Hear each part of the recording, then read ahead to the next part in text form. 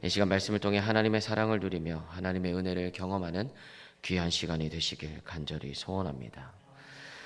야곱이 너무나 두려워했던 일이 이제 벌어지게 되었습니다. 형 에서가 장정 400명을 거느리고 달려오고 있었던 것입니다.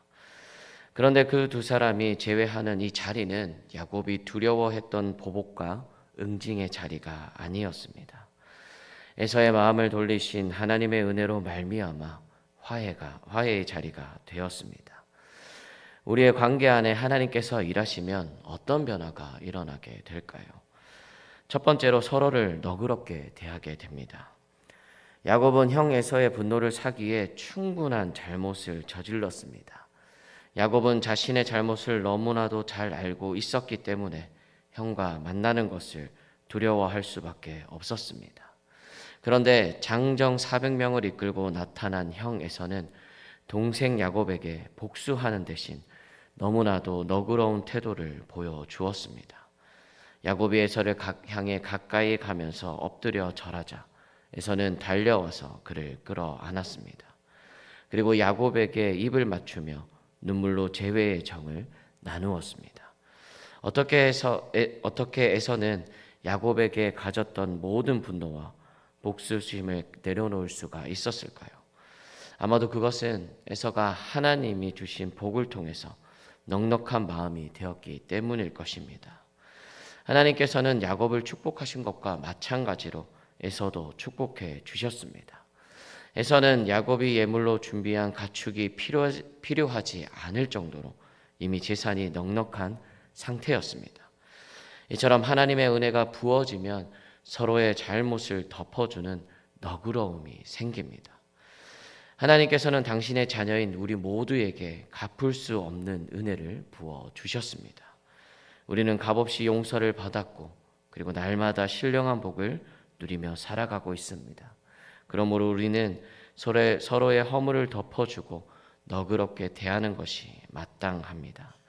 사도 바울은 에베소서 4장 32절 말씀에서 서로를 불쌍히 여기며 하나님이 그리스도 안에서 우리에게 용서하신 것 같이 서로 용서하라고 권면하고 있습니다.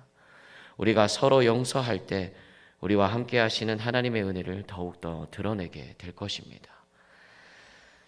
두 번째로 다른 사람을 높여주게 됩니다. 에서와 야곱은 쌍둥이였으며 어머니 태안에서부터 장자가 되기 위해 경쟁을 하던 관계였습니다. 복중의 태아들이 서로 심하게 싸우는 바람에 리브가가 그 괴로움을 하나님께 토로할 정도였습니다. 마침내 쌍둥이를 해산할 때에는 동생 야곱이 형 에서의 발 뒤꿈치를 잡고 나오는 기이한 일도 벌어졌습니다. 그들이 장성한 후에는 급기야 야곱이 아버지 이삭을 속이고 형이 받을 축복을 가로챈 후에 형을 피해서 멀리 떠나야 했습니다. 이처럼 에서와 야곱은 절대로 화평할 수 없는 경쟁의 관계였습니다.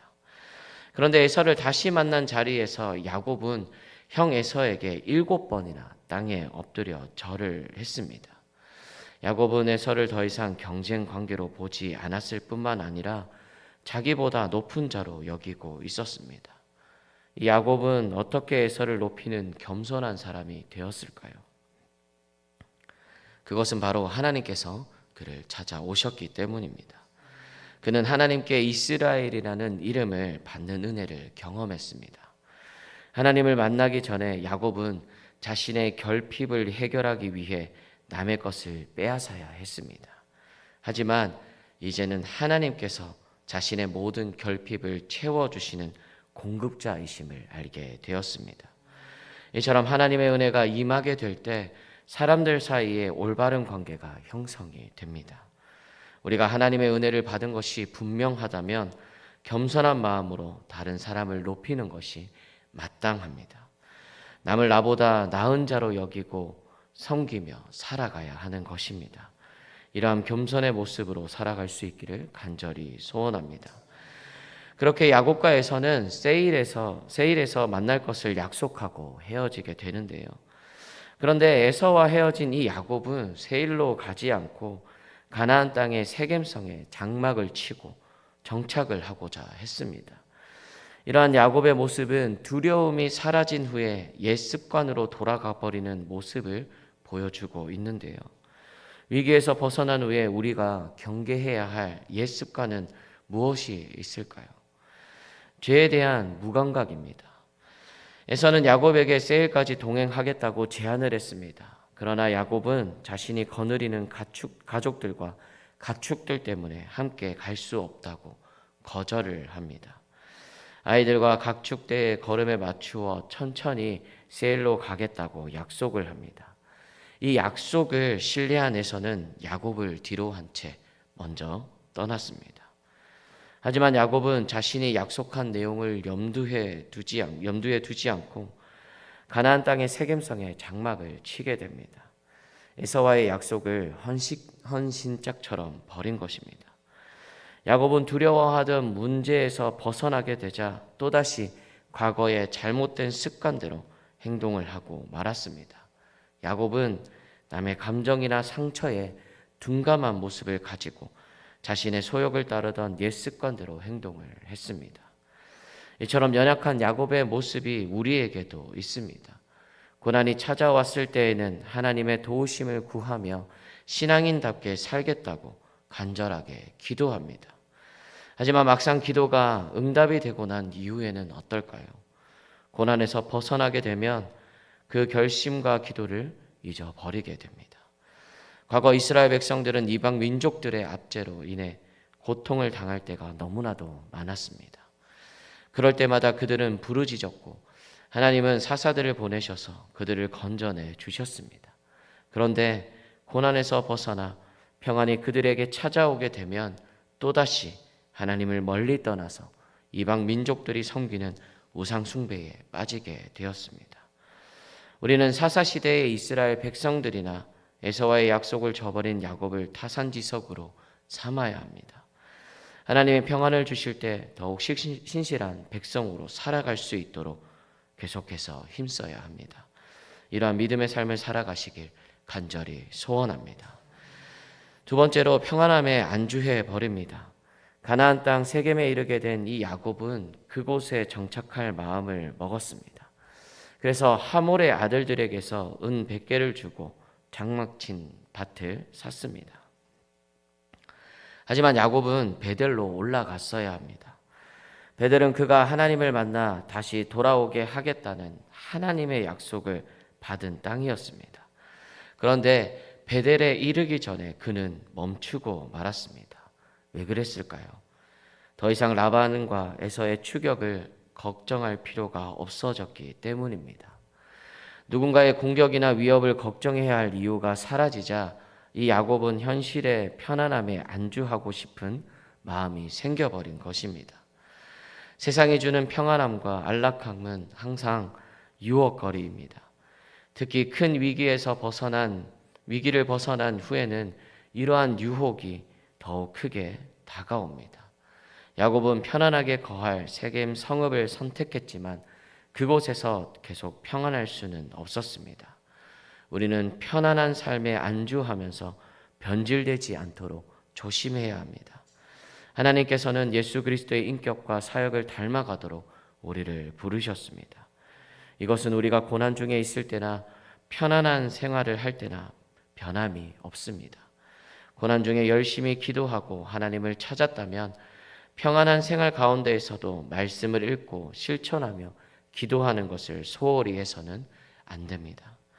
더 나아가 주님을 섬기는 일에 변함이 없이 최선을 다해야 합니다. 우리는 우리의 삶의 상황과 상관이 없이 우리를 성도로 불러주신 하나님의 은혜에 감사하며 사랑하는 삶을 최선을 다해 살아가야 합니다.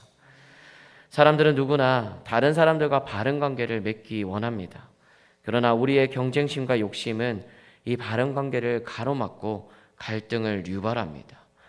우리가 진정으로 바른 관계를 맺기 원한다면 먼저 하나님과의 올바른 관계 안에 있어야 합니다. 우리 안에 하나님이 주시는 은혜의 각성이 있을 때 우리는 타인을 용서하고 또 그들을 높이는 성숙한 관계를 경험하게 될 것입니다. 또한 위기에서 벗어난 이 야곱이 옛 습관으로 돌아갔듯이 우리도 동일한 오류에 빠질 수가 있습니다. 우리가 평안한 일상 가운데서도 성도답게 또 그리스도인답게 살아가기 위해서는 무엇보다 위기 중에 만난 하나님과 밀접한 관계를 유지해야 합니다. 날마다 말씀과 기도를 통해 우리의 내면을 성찰하며 육신에 따라 행하려는 옛 습성을 은혜의 힘으로 물리치며 살아가야 합니다. 이러한 삶이 여러분들의 삶이 될 수 있기를, 또 언제나 승리의 삶을 살아가실 수 있기를 간절히 소원합니다. 기도하시겠습니다. 언제나 하나님과 올바른 관계를 맺으며 살아갈 수 있도록 하셔서 사람들과의 바른 관계를 맺으며 살아갈 수 있게 하시고, 또 날마다 말씀과 기도를 통하여 하나님이 원하시는 믿음의 삶을 살아갈 수 있도록 은혜를 베풀어 주시옵소서. 오늘부터 유치부 여름 성경학교가 시작됩니다. 모든 프로그램들 가운데 하나님의 사랑과 은혜를 발견하는 시간이 되게 하시고, 또 이번 성경학교를 통하여서 우리 아이들이 진정한 예배자의 모습으로 세워질 수 있도록 역사하여 주시옵소서. 이 시간 하나님 앞에 감사하는 마음으로, 그리고 작정하는 마음으로 귀한 예물을 드립니다. 예물을 드린 손길들을 기억하셔서 기도하며 소원하는 모든 기도의 제목들이 하나님의 은혜로 이루어지게 하시고, 또 그 은혜를 통하여 하나님을 더욱더 의지하며 살아가는 귀한 삶이 될 수 있도록 축복하여 주시옵소서. 또 우리 교회에 속한 모든 성도님들의 삶을 기억하여 주시고, 하루하루를 살아가는 모든 시간들 가운데 하나님께서 주시는 은혜와 사랑을 마음껏 누리며 늘 감사하는 삶을 살아갈 수 있도록 주님 붙들어 주시옵소서. 또 아픈 성도님들도 있습니다. 그들에게 주님께서 친히 찾아가 주셔서 먼저 그들의 아픔으로 인해 힘든 마음을 위로하여 주시고, 또 아픈 부위에 치유의 손길로 덮으사 이 모든 아픔들이 하루속히 회복될 수 있도록 역사하여 주시옵소서. 이 시간 우리의 모든 기도 제목들을 주님 앞에 들고 나왔습니다. 온전히 주님만 의지하며 우리의 모든 근심과 걱정과 또 짐들을 주님께 맡겨드리오니 이 모든 것들을 해결해 주시고 도맡아 주시옵소서. 오늘도 주님과 함께 동행하는 귀한 믿음의 삶, 또 은혜의 삶이 되도록 하실 줄 믿으며 예수님 이름으로 기도드립니다. 아멘.